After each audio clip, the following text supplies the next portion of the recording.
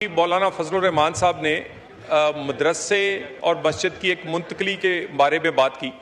کل میں نے فلور آف دی ہاؤس پوری ڈیٹیلز بیان کی. پارلیمانی کمیٹی کا اجلاس بلاؤ, مشورہ کرو کہ کیا صورتحال بن سکتی ہے. اس قانون سازی سے تو میں اللہ کے 99 ناموں کو گواہ بنا کر پیش کرتا ہوں کہ اس قانون سازی سے ایک ناخن برابر کوئی فائدہ نہیں. السلام علیکم ورحمۃ اللہ وبرکاتہ. ناظرین, اسلام آباد میں مدنی مسجد کی شہادت کے حوالے سے آج کل سوشل میڈیا پر بہت ہنگامہ برپا ہے. ناظرین, مدنی مسجد آج سے 150 سال تقریباً پرانی ہے. یہ پاکستان بننے سے پہلے کی مسجد ہے. یہ مسجد محکمہ اوقاف کے انڈر ہے. اس کے امام خطیب کو محکمہ اوقاف کی طرف سے تنخواہ دی جا رہی تھی, لیکن اچانک سے اس کو کیوں شہید کیا؟ تو آئیے طلال چودھری اور مولانا فضل الرحمان صاحب کی گفتگو سماعت فرمائیں کہ وہ اس حوالے سے کیا کہتے ہیں. مولانا فضل الرحمان صاحب نے مدرسے اور مسجد کی ایک منتقلی کے بارے میں بات کی. کل میں نے فلور آف دی ہاؤس پوری ڈیٹیلز بیان کی.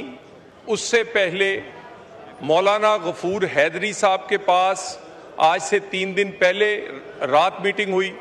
پھر اس سے اگلے دن ایک بڑی ڈیٹیل میٹنگ ہوئی جس میں پنڈی اسلام آباد کے علماء مولانا غفور حیدری صاحب کی رہائش گاہ پہ تھے اور وہاں جا کر بات کی.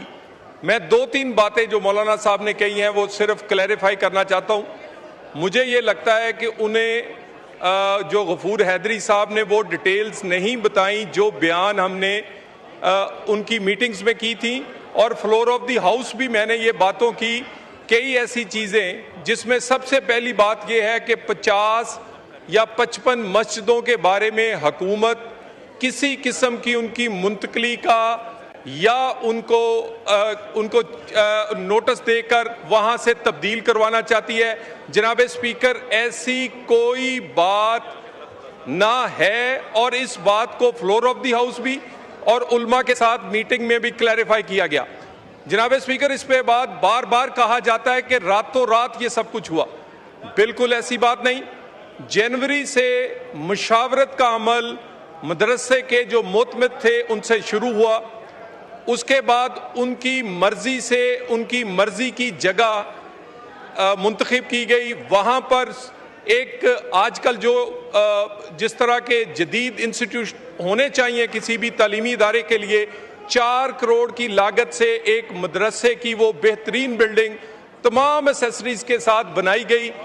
جب وہ جولائی میں مکمل ہوئی تو جولائی کے آخری ہفتے میں وہاں سے 185 طلبہ, ان کے منتظم, ان کے اساتذہ خود شفٹ ہوئے, اور شفٹ ہوتے ہوئے انہیں کہا گیا کہ وہ وہاں سے کوئی بھی چیز لے جانا چاہتے ہیں جس میں انہوں نے ہر کارآمد چیز کوئی دروازے تھے, کھڑکیاں تھیں, کوئی پنکھے تھے, ہر وہ لے کر گئے ساتھ کو. اس کے بعد جب اس کو منہدم کرنے کا آغاز کیا گیا تو جناب اسپیکر ایک بڑی اہم بات کی طرف میں نشاندہی کر رہا ہوں کہ اس موقع پہ علماء کرام موجود تھے, اور اس کے بعد وہ وہاں سے منہدم کرنے کے بعد جس احترام کے ساتھ کسی مدرسے یا مسجد کو منتقل کیا جا سکتا ہے ان تمام پیرامیٹرز کا خیال کرتے ہوئے وہ علماء کی موجودگی میں وہ سارا عمل کیا گیا. اس کے بعد یہ والا معاملہ جو ہے, جو اس وقت ان کو جگہ دی گئی ہے, جو بلڈنگ بنا کے دی گئی ہے, یہ سارے کا سارا عمل 8 مہینے سے مشاورت میں ہوا. نہ راتوں رات ہوا, نہ بغیر مشاورت کے ہوا, نہ اس میں جو ایک مدرسے اور مسجد کا احترام ہے اس کو پورے کا پورا ملحوظ خاطر رکھا گیا. اور جناب اسپیکر, پرائم منسٹر سے لے کر یہ نیچے تک حکومت, یہ بالکل کسی کے بھی جو مذہبی معاملات ہیں ان کا احترام, ان کے لیے آسانیاں پیدا کرنا, اور وہ ہر فرقے اور ہر مذہب کے لیے جو پاکستان کے آئین میں دیا گیا ہے اسی مطابق ایک ایک قدم اٹھایا جاتا ہے. اور مذہبی معاملات میں تو ہم بہت ہی محتاط ہیں. تو میری گزارش یہ ہے کہ مولانا صاحب کو بریف نہیں کیا گیا ان کی جو جماعت کی طرف سے, جو انہوں نے باتیں کی ہیں ایسی کوئی بات نہیں. آج پھر اس کی ایک اور میٹنگ ہونی ہے, 48 آورز کی بات کی تھی, یقیناً ایک مشاورت کے عمل کے لیے باقی سٹیک ہولڈرز کو آن بورڈ لینے کے لیے آج پھر میں نے ان کی سیٹ پہ جا کے ان سے گزارش کی کہ عصر کے بعد تک مغرب تک ہم آپ کے پاس حاضر ہوتے ہیں. اس معاملے کو انشاءاللہ تعالی کسی کے جذبات کو ٹھیس پہنچائے بغیر یہ ہماری ذمہ داری ہے اور ہم نے پہلے بھی ادا کی ہے. اسے مزید اس میں کوئی کمی کوتاہی ہوگی تو وہ اس کو ٹھیک کر کے یہ ادا کریں گے. جناب اسپیکر، یہ تو ماہر قوانین جانے کہ آج جو ترمیم لائی جا رہی ہے اس کی قانونی ضرورت کتنی ہے اور کتنی نہیں، یا ہے بھی اور نہیں. لیکن اس قسم کی جو قانون سازیاں ہیں جناب اسپیکر، اس کا ایک اپنا پس منظر بھی ہے، اس کی ماضی بھی ہے اور طویل ماضی ہے. دہشت گردی کے حوالے سے، دہشت گردی کے خلاف جنگ یہ صرف پاکستان میں نہیں عالمی سطح پہ شروع ہوئی تھی، اور دہشت گردی کے خلاف جنگ کی قیادت امریکہ بہادر خود کر رہا تھا، اور پاکستان کی مشرف گورنمنٹ نے اس اتحاد کا حصہ ہونے کا فیصلہ کیا تھا. اور اس کے بعد دہشت گردی کے ساتھ ساتھ یہاں پر بدعنوانیوں کے خلاف، کرپشن کے خلاف نیب قوانین بنائے گئے. مجھے تعجب اس بات پر ہے کہ کبھی کسی قانون دان نے یا کبھی کسی پارلیمنٹیرین نے اس تمام تر تاریخ اور اس تمام تر ماضی میں، اس تمام تر قانونی چارہ-جوئیوں میں اس نقطے کو کبھی دیکھا ہے کہ ہم نے اس قانون سازی کے تحت پاکستان کے ہر فرد کو، پاکستان کے ہر شہری کو پیدائشی مجرم قرار دے دیا ہے. پاکستان کا ہر شہری اس وقت پاکستان میں مجرم ہے. حکومت اور ادارے جب چاہیں بغیر پوچھے کسی شخص کو بھی گرفتار کر سکتی ہیں، اور گرفتار کر لینے کے بعد پھر اس کو ثابت کرنا ہوگا کہ میں گناہ گار نہیں ہوں. یہ شریعت کے لحاظ سے کہاں ہے، یہ انسانیت کے لحاظ سے کہاں ہے؟ اس کا نشانہ صرف پاکستانی قوم کو کس طرح بنا دیا گیا ہے. اور پھر ہماری طرح کے کچھ کمزور ممالک، ترقی پذیر ممالک، ان کے کچھ حوالے بھی دیے جاتے ہیں کہ یہ قانون فلاں ملک میں ہے. غلط قانون کو بطور نظیر پیش نہیں کیا جا سکتا. آپ جانتے ہیں کہ کتنے ممالک ہیں دنیا میں کہ اسی طرح کی غلط قانون سازیوں اور عدالت کے غلط فیصلوں کے نتیجے میں ہمارے قانون اور ہمارے فیصلے بطور نظیر پیش نہیں کیے جا سکتے. ان عدالتوں نے بھی پابندی لگائی ہوئی ہے، ان پارلیمنٹوں نے بھی پابندی لگائی ہوئی ہے. ہم کہاں جا رہے ہیں؟ میں بتانا چاہتا ہوں. ایک شخص کو گرفتار کیا گیا خفیہ رپورٹ کی بنیاد پر اپنے گاؤں سے 15-16 کلومیٹر دور، اور لگا دیا کہ جی اس کے گھر سے اسلحہ پکڑا گیا. بھائی تم گھر میں گئے نہیں ہو، تم نے 16 کلومیٹر دور اس کو پکڑا ہے، ایک دکان میں پکڑا ہے اس کو، گھر سے برآمد ہو گیا اسلحہ. اس طرح کی جھوٹ بولے جاتے ہیں. ہم نے وہ مثالیں بھی دیکھی ہیں کہ اے پی ایس حادثے سے 1 سال پہلے ایک نوجوان کو اٹھایا گیا، 1 سال پہلے اداروں کی کسٹڈی میں تھا، اور اس جرم کی پاداش میں ان کو پھانسی دی گئی اور لٹکا دیا گیا. کون سا انصاف ہے ہمارے اس ملک میں؟ کس انصاف کی آپ باتیں کر رہے ہیں؟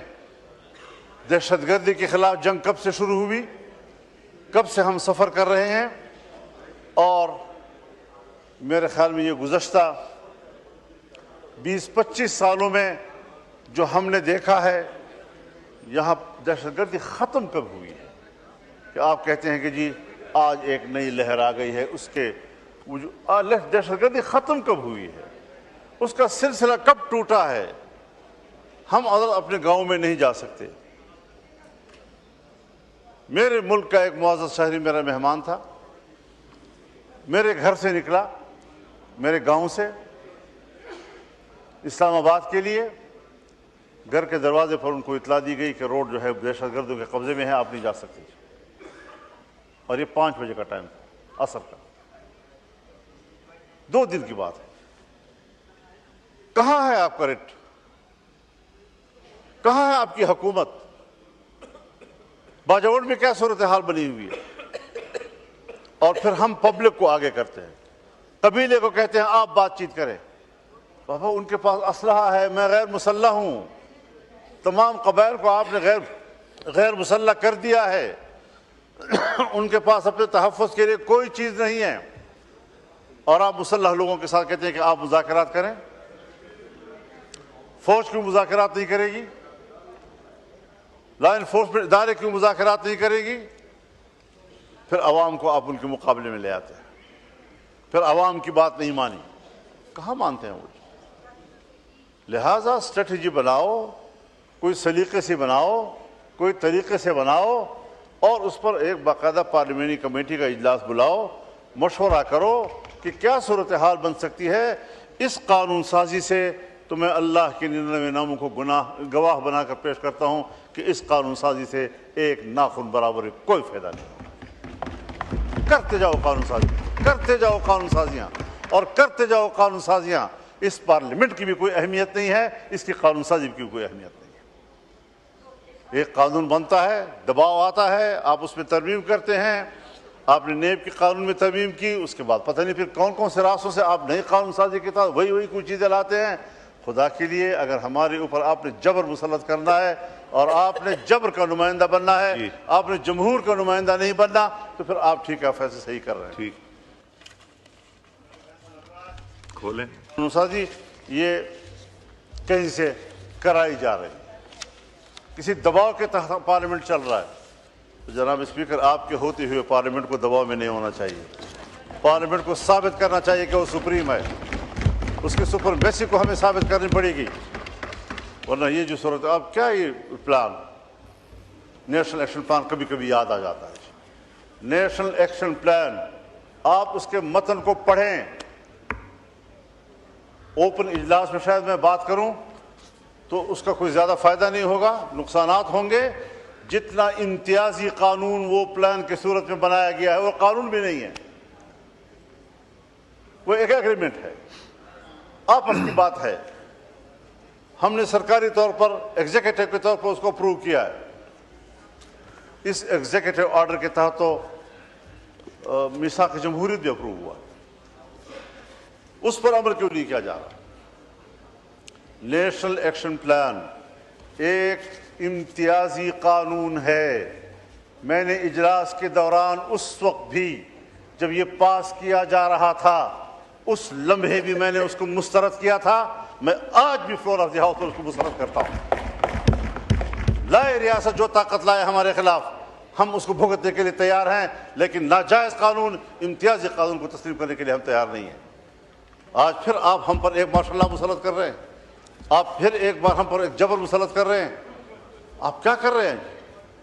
راتوں رات مسجدیں گرائی جا رہی ہیں, اسلام آباد میں گرائی جا رہی ہیں. آپ خود دہشت گردی کو دعوت دے رہے ہیں, آپ تو انتہا پسندی کو دعوت دے رہے ہیں. کبھی ہمارا ماٹو تھا, لاہور کی ایک مسجد بنی, شب بھر میں بنا دی مسجد تو ایمان کی حرارت والوں نے, اور آج شب بھر میں گرا دی مسجد. آگے نہیں کہتا, ذرا مختلف ہو جاتا ہوں. جی شکریہ, جی شکریہ مولانا صاحب. کھولیں کھولیں مولانا. 50 کی آپ نے لسٹ مہیا کی ہوئی ہے. مسجد جب بن جاتی ہے تو پھر وہ مسجد ہے, قیامت تک کے لیے مسجد ہے. کسی مائی کا لال اس مسجد کو نہیں گرا سکتا. ہم اپنا خون گرائیں گے لیکن مسجد کو نہیں گرنے دیں گے, اور اس کو دوبارہ تعمیر آپ پر لازم ہے. آپ نے 24 گھنٹے کا ٹائم لیا تھا, آج 1 بجے وہ ٹائم ختم ہو گیا ہے, ابھی تک آپ نے وہاں اینٹ نہیں رکھی. اگر صورتحال خراب ہوتی ہے تو فضل الرحمان ذمہ دار ہوگا. میں تو یہاں تھا بھی نہیں, یہ وقوع ہوا, لوگ اشتعال میں آئے, لوگ جمع ہو گئے, وہاں پر پہنچ گئے, نمازیں پڑھائی جا رہی ہے, اور قرآن کریم کو بھی آپ نے باہر نہیں نکالا کہ قرآن کریم کے نسخے باہر رکھ کر آپ مسجد گرائیں. آپ کو اتنی جلدی تھی کہ قرآن کریم کو بھی زمین میں دھسا دیا گیا. کوئی شرم اور حیا ہے یا نہیں ہے؟ آپ قرآن کریم کو دفنائیں, اور پھر اتنی جلدی میں وہاں پر درخت بھی کھڑے کر دیے. راتوں رات درخت بھی تھے, یہاں کوئی مسجد تھی ہی نہیں. امینڈمنٹ پہ آ جائیں پلیز. حضرت یہ مسجد ہے, یہ مسجد تھی، نہیں، اب تو یہ amendment مسجد ہوئی، رہے گی، oppose ہوئی۔ اور 50 مساجد کی جو لسٹ آپ نے مہیا کی ہے، میں چیلنج کرتا ہوں آپ کو، آپ کسی ایک مسجد کی ایک اینٹ ہلا کر رکھ دیں، پھر فضل الرحمان نہیں ہوگا۔ مذاق بنا رکھا ہے آپ لوگوں نے، اس طرح کی حرکتیں کی جائیں گی ملک کے اندر، پھر کہیں گے جی ذرا ٹھنڈا کرو معاملے کو، ٹھنڈا کرو معاملے کو، ابھی 14 اگست آ رہا ہے، ابھی وزیر داخلہ ملک میں موجود نہیں ہے، ذرا ان کو آنے دیں۔ بھئی اتنا وقت آپ کو گرانے میں بھی لگا جتنا آپ ایک گھنٹے رکھنے کے لیے مانگ رہے ہیں؟ 3 گھنٹے میں آپ نے مسجد گرا دی، ہموار کر دی، قرآن مجید دفن کرا دیے، درخت لگوا دیے تاکہ نام و نشان مسجد کا نہ رہے، اور اب وہ ایک اینٹ رکھنے کے لیے آپ کہتے ہیں وزیر داخلہ کو آنے دو، 14 اگست گزرنے دو۔ حضرت یہ بات واضح ہے، جب تک پاکستان کی سرزمین پر اور اسلامی جمہوریہ پاکستان کی سرزمین پر مسجد محفوظ نہیں ہے، آپ کا یوم آزادی بیمانی ہے۔ جی امینڈمنٹ پہ آ جائیں مولانا صاحب۔ اس مذہب کے لیے، اس دین کے لیے، اسلام کے لیے، لا الہ الا اللہ کے لیے، شاعر دین کے لیے، اس کے تحفظ کے لیے اس ملک کو بنائے ہوئے ہیں، اور اسی کے لیے ہم یوم آزادی مناتے ہیں۔ اگر اسی دن ہمارے شاعر پر حملے کیے جاتے ہیں، ان کو تباہ کیا جاتا ہے، یوم آزادی کس چیز کا؟ آپ کے اوپر ایک بڑے فکر مند انسان کی میں تصویر طلال رکھی صاحب ہوئی ہے۔ پہلے یہ کر کے تو پھر آپ کو دوں گا۔ یہ کیا سوچے گا؟ اس کی روح کیا سوچے گی؟ جی ایمان کہاں گیا؟ اتحاد کہاں گیا؟ یقین محکم کہاں گیا؟ جی اور آزادی کا دن بنا رہے ہیں۔ یہ ساری چیزیں ہم تضادات کا شکار ہیں قومی سطح پر، اور ہمیں آج ہی وہاں پر وعدے کے مطابق 48 گھنٹے کے اندر 48 گھنٹے 1 بجے پورے ہو گئے ہیں، 1 بجے پورے ہو گئے ہیں، اور ابھی تک وہاں پر اینٹ نہیں رکھی گئی۔ تو یہ خلاف ورزیاں یہ آپ کی طرف سے ہو رہی ہیں، اور خواہ آپ اشتعال کا ماحول پیدا کر رہے ہیں۔ آپ اشتعال پیدا کریں اور ہمیں کہیں کہ جی آپ کول ڈاؤن کریں، یہ نہیں ہو سکتا۔ شکریہ جی۔